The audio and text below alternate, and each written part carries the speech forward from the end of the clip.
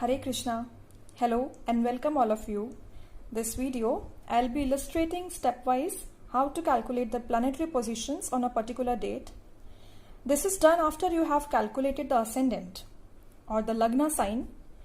So you may go to my previous video and see the calculation of ascendant there. So what you need is two things. Indian ephemeris book, right? So where we are using Lahiri's ephemeris, then there are other ephemeris also available by different scientists or sages have expounded them. Here we are using Lahiri's ephemeris. So 2 pages we will refer here in ephemeris. So first we'll be referring the table of planetary positions or longitudes for different planets, which are the Narayana longitudes. So here they are on page 16 onwards till page 39, starting from the month of January till December for that particular year for which you have brought the ephemeris. Okay. Second thing, we will refer to the log tables, which are the proportionate log tables, which is on the page number 164 and 165 for all the 24 hours, like 0 hour to 23 hours. Okay. The ephemeris, see on page number 24 for the current year, obviously, current date and current month, which is May. And suppose I'm calculating for today, that is 23rd May, right? So for 23rd May, we have to see the longitude of planets. So we have to find on the day of birth how much the planet has advanced, even by seconds or by minutes, because these values are given at 5:30 a.m. for a particular day. So 23rd May, 5:30 a.m. These were the planetary positions. Sun, Narayana longitude, this was the position. Suppose in the morning, moon is 23rd May, 11 degrees. First column is the sign. You could see S there. First is the sign. Then second is the degrees. Third is the minutes, that single slash. And the double slash is given, that is the seconds. It is 11 degree 12 minutes on 23rd. And 24th it is 23 degrees 40 minutes. Right? Now see here what is the difference on 2 corresponding days. That means it is a difference in 24 hours. Because it is 5:30 a.m. we are calculating. This means that the moon's position on 23rd at 5:30 a.m. and moon's position on 24th at 5:30 a.m. That means it is a 24-hour difference. Now let me write this for you. So moon's longitude on 24th May, moon's longitude on 23rd May. The difference is 32 seconds, 27 minutes, 12 degrees. We can skip this part, although it is 0 signs. Yeah.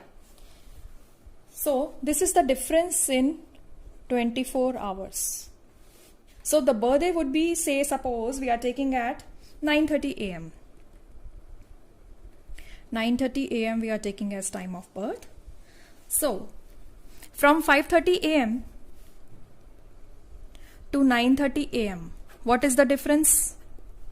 4 hours. Now difference in 24 hours is this much. So what will be the difference in 4 hours? Can you calculate it? 4 hours, 6 parts. 6 parts difference would be there.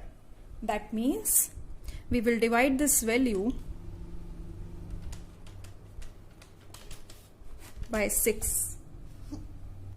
0 degree 3 minutes 35 seconds. And we will add this value to the value of moon on 23rd May. That is 1 sign 11 degree 12 minutes to get the total value of moon. So I am going to illustrate another method for calculating the longitude, that is the use of log tables from the back of ephemeris. Now while this time I am writing the longitude on the same technique we will follow. We will calculate the 24-hour difference while writing the longitude on 24th and longitude on 23rd. So while this time I'm writing this, I just want to let you know that this time, the time of birth I have taken is 12:50 a.m. Right? So after 5:30 a.m., 5:30 p.m. will come, and then midnight 12 will come, and then birth is on midnight 12:50 a.m. Okay, so we'll calculate the difference from 5:30 a.m. to 12:50 a.m. is 12 degrees 27 minutes and 32 seconds, which we know moon's motion remain around 12 degrees only, right? The difference between sun and moon longitudes. So this is the difference in 24 hours. Now we will find the difference in 19 hours 20 minutes.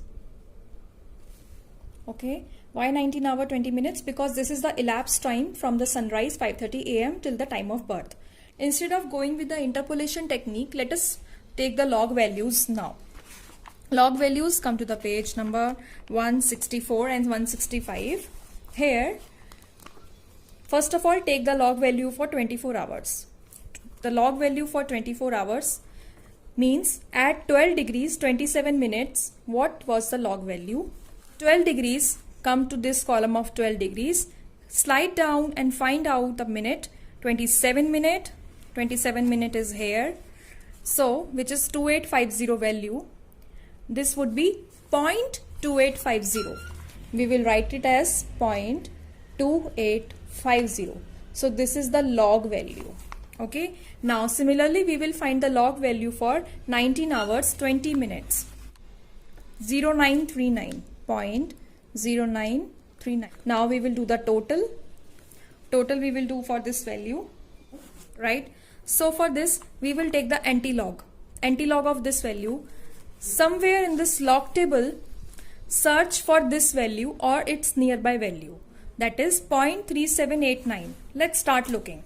So first of all, notice one thing. In this log table, the values in the degrees and hours columns are increasing as we go from down to up. So the value in 12 hours column will be lesser than the values in 11 hours column. 10 hours column value will be greater than the 11 hours, 12 hours, 13 hours. So the highest value will be in the column of 0 hours. So in our case, we needed the value for 0.3789. Let us search for it. 3789. This is 0.37 is only going on, but the most nearest value is 10 hours, 0.3788, that is 2 minutes. That is 10 degrees 2 minutes.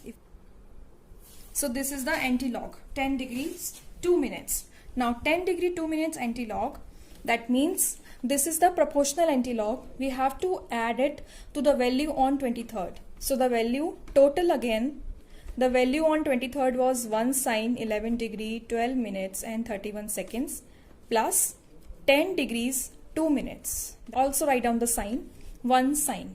That means the moon on 23rd on the date of birth, time of birth, exactly it was in Taurus 21 degrees 14 minutes. Now here the steps will remain the same like this, and we'll find for sun. So you write down the value for sun on 24th, then on 23rd. 24th is the next day, okay, of the event. Then find out the difference in 24 hours. Then take the log. Then write down the log for 19 hour 20 minutes. So this log will remain, this value will remain the same, 0.0939. It will remain same for all the planets. Keep on adding all the planets, right? Sun, Moon, Mars, Mercury, like that. Then total these values, that is both the logs, total both the log values, and then take the anti-log. Anti-log, after taking the anti-log, add this value of anti-log in degrees and minutes to the value on 23rd. You will get the final degrees of the planet. Okay. So let us take for the Rahu Ketu.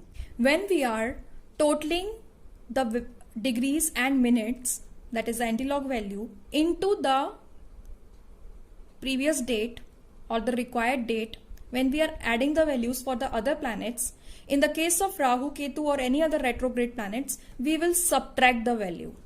We will not add it. We will subtract it because they are going in reverse direction. Their longitudes will decrease. So in the case of Rahu, we will subtract this value. This is the only difference, and in the end we can write retrograde. That's it. And coming to the Ketu, to find the degrees of Ketu, as we all know, it is 7 houses away or 6 signs away. So add 6 signs to the degrees of Rahu. Whatever Rahu degrees you get, you add 6 signs there. Okay, so that's how we find retrograde planets and Rahu Ketu. I hope you understood the steps for calculation, and the books on mathematical astrology mention these steps in a much lucid manner. Go through those books and write down the values, steps by yourself, and practice more and more. The more you practice with the steps, your speed will increase and accuracy will also increase. Don't worry about the seconds.